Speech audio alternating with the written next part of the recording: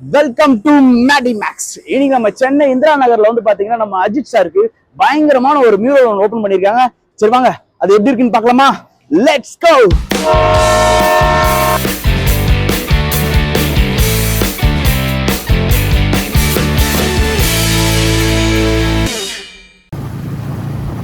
இந்த லொக்கேஷன் கரெக்டாக எங்கே இருக்குன்னு பார்த்தீங்கன்னா நம்ம அடையார் பிரிட்ஜிலேருந்து நேராக வந்தீங்கனாலே லெஃப்ட் எடுத்து ஓஎம்ஆர் போகிற மாதிரி வரும். எக்ஸாக்டாக சொல்லணும்னா நம்ம டைட்டில் பார்க், இந்த டைட்டில் பார்க்குக்கு ஆப்போசிட்லேயே வந்து பார்த்தீங்கனாலே தான் இந்த ஸ்டேஷன் இருக்கும். அப்படியே லெஃப்ட் சைட்லேயே பார்த்தாலே ஃபுல்லாக செம்ம கலர்ஃபுல்லாக இருக்குது. ஓகே, இங்கே சைடில் வந்து பார்த்தீங்கன்னா எங்கேயும் பார்க் பண்ணுற மாதிரி எந்த வசதியும் இல்லை. ஸோ யாரும் இந்த சைட்லலாம் யாரும் பார்க் பண்ண வேணாம். நம்ம அப்படியே கொஞ்சம் தூரம் போனோம்னா இங்கே ஒரு சிக்னல் ஒன்று வரும். அது அந்த சிக்னல் தான். இந்த சிக்னலில் வந்து பார்த்தீங்கன்னா நம்ம யூட்டர்ன் பண்ணிக்கலாம். ஓகே, இந்த சிக்னலில் நம்ம யூட்டர்ன் பண்ணிவிட்டு அப்படியே லெஃப்ட் சைட்லேயே போவோம். லெஃப்ட் சைட்லேயே போனோம்னா இங்கே ஆப்போசிட்டில் பார்க் பண்ணுற மாதிரி இருக்கும்னு நினைக்கிறேன். ஆமாம், இங்கே லெஃப்ட் சைடில் பாருங்கள் ஃபுல்லாக பார்க் பண்ணி வச்சுருக்காங்க. ஆனால் இங்கே ஸ்டாண்டர்டாக பார்க் பண்ண முடியாது, சும்மா தற்சமயத்துக்கு சும்மா லைட்டாக பார்க் பண்ணிக்கலாம். மெயினாக இங்கே வண்டி பார்க் பண்ணுறது தான் பெரிய பிரச்சனை. சரி, வண்டியை பார்க் பண்ணிட்டேன். இப்போது இந்த ஓவர் பிரிட்ஜ் ஏறி ஆப்போசிட்டில் போனால் தான் அந்த ரயில்வே ஸ்டேஷனுக்கான என்ட்ரன்ஸ் வர முடியும். இதுதான் இந்த ஸ்டேஷனுடைய என்ட்ரன்ஸு. ஓகே, நம்ம உள்ளெல்லாம் போக போகிறதில்ல, நம்ம வெளியிலேருந்தே தான் ஃபுல்லாக பார்க்க போகிறோம். என்னது இது? ஓகே, அன்ஸ்டாப்பபிளா? அந்த ஹோல்ஸ் இருக்கிறதால வந்து பார்த்திங்கன்னா நம்மளுக்கு தெளிவாக தெரியல.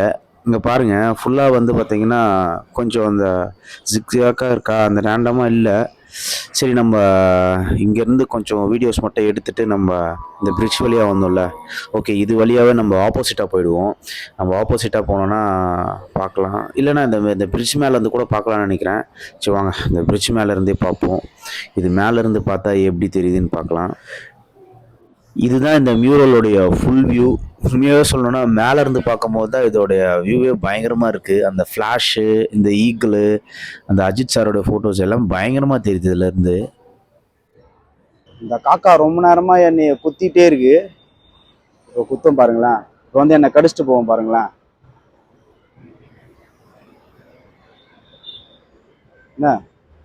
என்ன முறைகிற? பாருங்க, அவன் ரொம்ப நேரமா என்ன அட்டாக் பண்ணிட்டு இருக்கான். இங்க பாருங்க, அடிச்சிட்டான். இப்ப திரும்ப அடிப்பான் பாருங்க. எதுக்கு அடிக்கிறானே தெரியல, ஆனா அடிச்சுக்கிட்டே இருக்கான். இப்ப அடிப்பான் பாருங்க. ஏய், அட்ரா, அடிச்சிட்டான். எதுக்கு அடிக்கிற? நானா பண்ண உள்ளிய. இதை பார்த்தீங்கன்னா ஜஸ்ட் ஒரு பெயிண்டிங் மட்டும் யாரும் நினச்சிடாதீங்க. ஏன்னா இங்கே சென்னையில் வந்து இந்த மாதிரி ஒரு பெயிண்டிங் பண்ணுறது வந்து ஒரு சாதாரண ஒரு விஷயமே கிடையாது. ஏன்னா வந்து இந்த சவுத்துக்காக ஒரு படமே எடுத்திருக்காங்க. இந்த சவுத்துக்காக எவ்வளோ ஒரு சண்டை போட்டிருக்காங்க, எவ்வளோ இது பண்ணியிருக்காங்க. சென்னையில் ஒரு மியூரல்னு ஒன்று இருந்துச்சுன்னா அதுக்கு பல வரலாறு இருக்குது.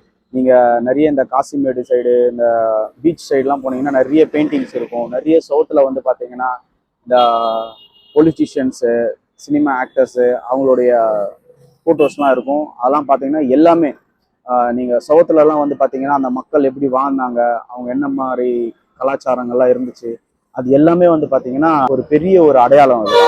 அப்புறம் ஏன் வந்து பார்த்தீங்கன்னா இதில் அஜித் சாரை வரைஞ்சிருக்காங்க அப்படின்னு நீங்கள் கேட்கலாம். அஜித் சாரை வந்து பார்த்தீங்கன்னா நீங்கள் மோஸ்ட்லி வந்து பார்த்தீங்கன்னா அவரை வெளியே பார்க்கறது ரொம்ப கஷ்டம். ஏன்னா அவர் ஒரு 2 வாட்டி தான் வந்து வருஷத்தில் ஒரு 2 வாட்டி 3 வாட்டி தான் வெளியே வருவார். அது ஒன்று பார்த்தீங்கன்னா உங்களுக்கே தெரியும், இந்த எலெக்ஷன் ஓட்டு போடுறதுக்காக வருவார். இன்னொன்று அவர் படம் ஏதாச்சும் ரிலீஸ் ஆச்சுன்னா அப்போ தான் அவரை பார்க்க முடியும்.